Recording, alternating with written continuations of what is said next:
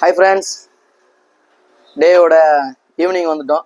ஈவினிங்கில் நம்ம என்னென்ன பண்ணுவோம் அப்படிங்கிறத பார்ப்போம். வாங்க. ஈவினிங் வந்து இன்னைக்கு சைலேஜ் இன்ஷால்லா காமிக்கிறேன் வாங்க. சைலேஜ் வந்து 13 கேஜி போட்டு வச்சுருக்கோம்.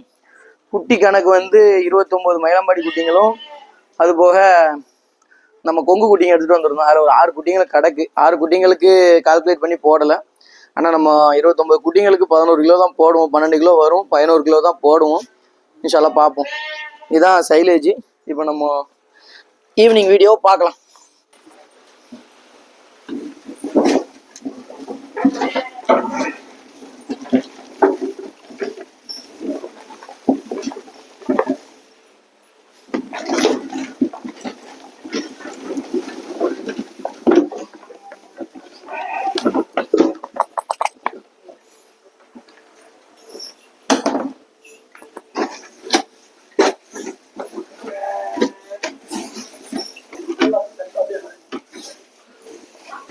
அப்படி சைலேஜ் அப்படி காமிச்சிக்கோ.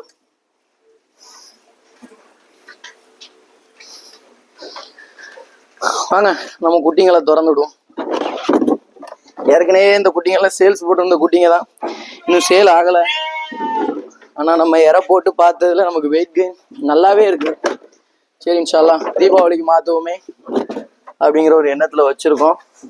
குட்டிங்களை திறக்கிறேன் பாருங்க. நான் ஏற்கனவே போட்டிருந்த வீடியோவில் உள்ள செகண்ட் பேட்ச், அதாவது சின்ன பேட்ச் தான் இது. திறக்கிறேன் பாருங்க. என்னடா கேட்லாம் வித்தியாசமாக வச்சுருக்காருன்னு பார்க்காதீங்க. நம்ம பண்ணைக்கு ஏற்ற மாதிரி தான் வைக்க முடியும். நம்மளோட வசதி அவ்வளோதான் இன்னைக்கு.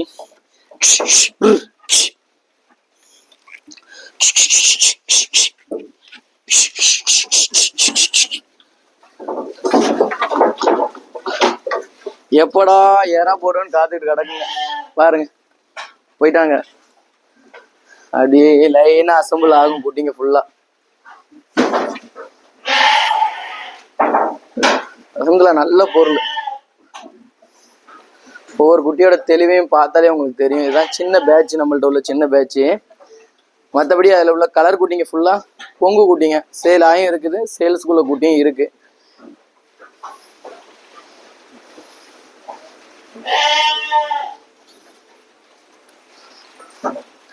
நம்ம எப்பவுமே பேட்ச் திறந்து விட்ட உடனே காலையில ஒருக்கா, ஈவினிங் ஒருக்கா கூட்டிடுவோம். இடம் சுத்தம் ரொம்ப முக்கியம். நம்மளால பரன் போட முடியலை, அதாவது போட முடியலைன்னு சொல்றதை விட போட்டு பிரயோஜனம் கிடையாது. நம்ம சொந்த இடம் கிடையாது, என்னைக்கு வேணாலும் போகலாம். அதனால அதுக்கு உண்டான ஷெட்டு மட்டும் போட்டு ப்ராப்பரா பண்ணிக்கிட்டு இருக்கோம். மற்றபடி நீட்டாக தான் வச்சிருப்போம். இடங்கள்லாம் எப்போவுமே ப்ராப்பராக க்ளீனாக இருக்கிறது தான் நம்மளோட எண்ணமே. குட்டிங்களுக்கும் நோய் எதிர்ப்பு சக்தி நீட்டாக இருக்கும், தெளிவாக இருக்கும். இடம் கொஞ்சம் மழைனால சதன்னு இருக்கு, இல்லைன்னா நல்லபடியாக காஞ்சி இருக்கும் இடம்.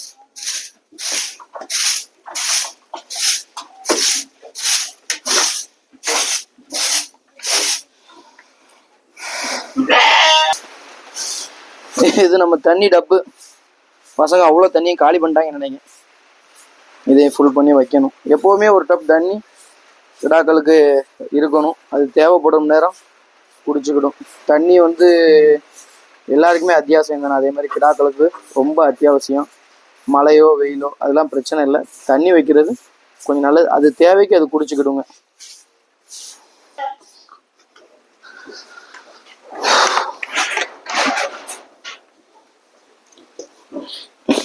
நம்மள்ட்ட பொட்டாசியம் இல்லை. பொட்டாசியம் ஊற்றுறது ரொம்ப நல்லது. கால் குழம்பு அதுங்களுக்கு இடையில, குழம்புகளுக்கு இடையில எந்தவித சாணம் எதுவும் போய் புழு வைக்காமல் இருக்கிறதுக்கு பொட்டாசியம் நல்லது. இப்போதைக்கு நம்மள்ட்ட பொட்டாசியம் இல்லை. ரெகுலராக பொட்டாசியம் தான் போடுவோம். இன்னைக்கு ஃபெனாயில் இருக்குது, அதனால் ஃபெனாயில் ஊற்றி கொஞ்சம் காய விடும். அந்த நொச்சு ஸ்மெல்னு சொல்லுவாங்க, சாணி மூத்திரம் சேர்ந்து ஸ்மெல் அடிக்கும். அது குட்டிங்களுக்கு கொஞ்சம் நோயை ஏற்படுத்தக்கூடிய தன்மையை கூட வர வைக்கலாம். அதனால நம்ம கொஞ்சம் க்ளீனாக இருக்கணும்ட்டு இந்த ஸ்மெல்லுக்கு நமக்குமே கொஞ்சம் ஆபத்து தான். அதனால இந்த ஃபெனாயிலை கொஞ்சம் அடித்து விட்ருக்கோம். இது ரொம்ப இல்லை, ஆனால் ஓரளவு சேஃப்டியாக இருக்கும்.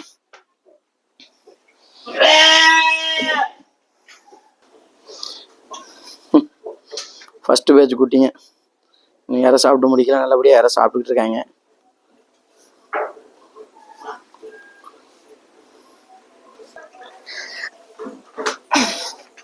அவன்கிட்ட கொஞ்சம் டியூபு பிஞ்சு போச்சு, அதனால் கையிலே தூக்கிட்டு போகக்கூடிய சூழ்நிலை.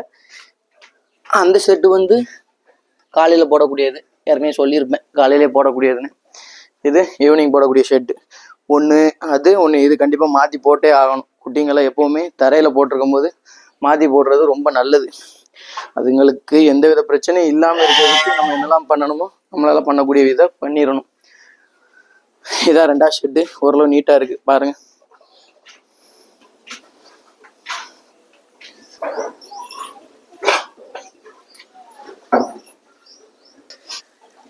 அடுத்து நெக்ஸ்ட் பேட்சுக்கும் அந்த குட்டிங்க இறை சாப்பிட முடியும் முன்னாடி போட்டு வைக்கிறது நமக்கு நல்லது.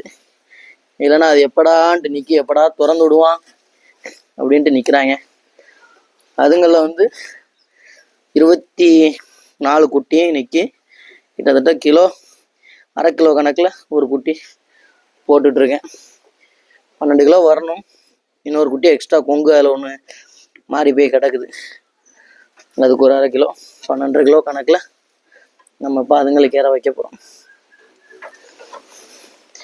சைலேஜ் எனக்கு நல்ல ரிசல்ட் கொடுத்துருக்கு, எல்லாருக்கும் எப்படி தெரில.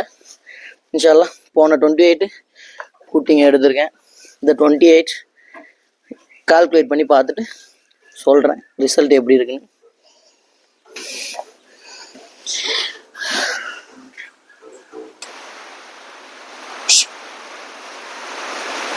ஓரளவு பசங்க சாப்பிட்டாங்க, போதும் அடைச்சிடும். நல்ல மழை வேற ஓவராக இருக்குது. நல்ல வேலை நமக்கு 2 செட்டு இருக்க போய் ஒரு செட்டு நனைஞ்சாலும் வச்சாலும் இன்னொரு செட்டு நமக்கு கொஞ்சம் பாதுகாவலாக இருக்குது. அவ்வளோதான், அல்ஹம்துலில்லாஹ் பேட்ச் முடிச்சாச்சு.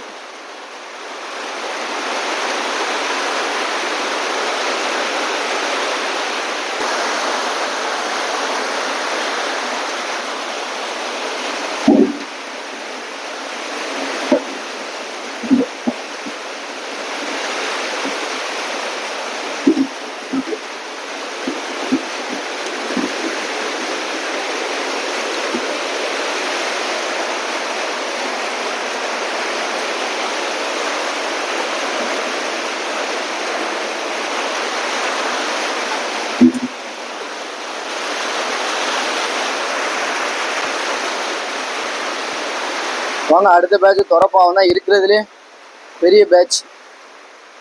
ராட்சசங்க எப்படா துறப்பான்னு காத்துக்கிட்டு இருக்காங்க. கதவு திறக்கிறதுக்குள்ளே நம்மளை ஒரு வழி பண்ணிடுவானுங்க, நீங்களே பார்ப்பீங்க. இப்போ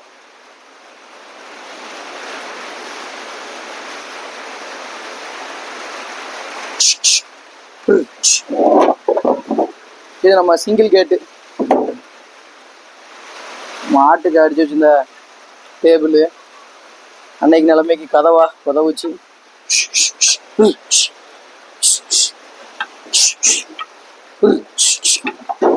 இப்போ வருது வரத்தை மட்டும் பாருங்க. ஒவ்வொருத்தம்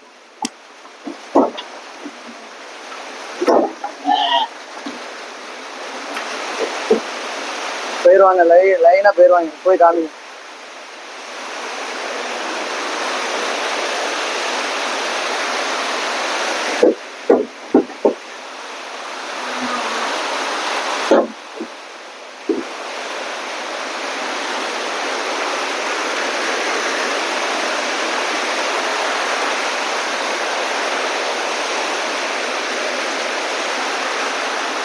செம்ம ஆக்டிவான பசங்க,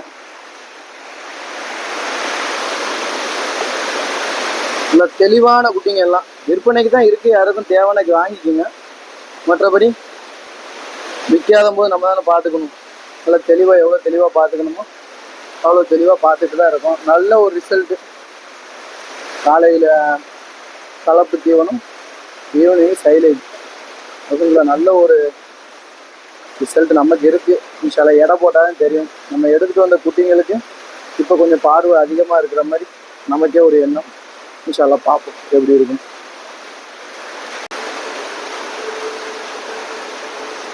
நல்ல அடாப்ட். ஃபஸ்ட்டு வந்த புதுசில் குட்டிங்க எந்தவித தட்டு தீவனத்துக்குமே பழகாம தான் இருந்துச்சு. இது ஃபுல்லாக நம்ம பழகினது. ஃபஸ்ட்டு 2 நாள் நம்மக்கிட்ட இந்த சைலேஜ் கிடையாது, கலப்பை தீவனம் மட்டும் தான் இருந்துச்சு. 2 டைம் அதே தான் போட்டுட்ருந்தோம். பசங்களுக்கு அதுவே கேட்க ஆரம்பிச்சிட்டாங்க. அப்புறம் ஒரு நாள் பட்னி போட்டு சைலேஜ் பழக்கிருந்தோம். அல்ஹம்துலில்லாஹ் இது வந்து நமக்கு வந்து அது என்ன சொல்லுவோம், சீப் அண்ட் பெஸ்ட். நல்ல ஒரு ரிசல்ட்டும் இருக்குது. நமக்கு கலப்பை தீவனத்துலேருந்து கொஞ்சம் ரேட்டு கம்மியாகவும் இருக்குது. அப்படிங்கும்போது நம்ம இதையும் சஜஷன் பண்ணுதோம். அதுக்காக கலப்பை தீவனம் வைக்க வேணான்னு சொல்லலை, ஒன் டைம் அதுவும் வைக்கணும். இது ரேட்டை குறைக்கிறதுக்காக நமக்காக எவ்வளோ பண்ண முடியுமோ நம்ம அதை பண்ணிக்கிட்டு இருக்கோம். இதான் ஃப்ரெண்ட்ஸ் நம்மக்கிட்ட டெய்லி நிலவரம். அதாவது இன்றைக்கி இருக்கிற நமக்கு சேல்ஸுக்கு இருக்கிற குட்டிங்க, அதுபோக நம்மள்ட்ட இருக்கிற குட்டிங்களுக்கு என்னென்ன இறை கொடுக்குறோம், எப்படி கொடுக்குறோம், எந்த டைமில் கொடுக்குறோம், நம்ம இறைக்கு குட்டிங்க செட் ஆகிருச்சாங்கிற டீட்டெயில்ஸும் உங்களுக்கு போட்டிருக்கேன். நிறையா பேர் வீடியோ பார்த்துட்டு கேட்கலாம், எனர்ஜி இறை போடுறீங்க, நம்ம போட்டால் செட் ஆகுமான்னு. எனக்கு ரிசல்ட் இருக்குது. உங்கள் பக்கத்தில் உங்கள் மாவட்டத்தில் என்னென்ன இறைங்கள் வந்து சீப் அண்ட் பெஸ்ட்டாக கிடைக்குதோ அதை ஃபாலோ பண்ணுங்கள். ஃபாலோ பண்ணுறத ரெகுலராக கரெக்டான டைம் ஃபாலோ பண்ணுங்கள். காலையில் இந்த டைமுக்கு இறை கொடுக்கணும்னு நினச்சிங்கன்னா டெய்லி அந்த குட்டிங்க உங்கள்கிட்ட வந்து வெளியே போகிற வரைக்கும், அதாவது வெளியே சேல்ஸ் பண்ணுற வரைக்கும் ஒரே டைமை ஃபாலோ பண்ணுங்கள். காலையில் இந்த டைம், ஈவினிங் இந்த டைம், மதியம் ஒரு டைம் வேறு எதுவும் வைக்கிறதா இருந்தால் அது உங்களோட விருப்பம்.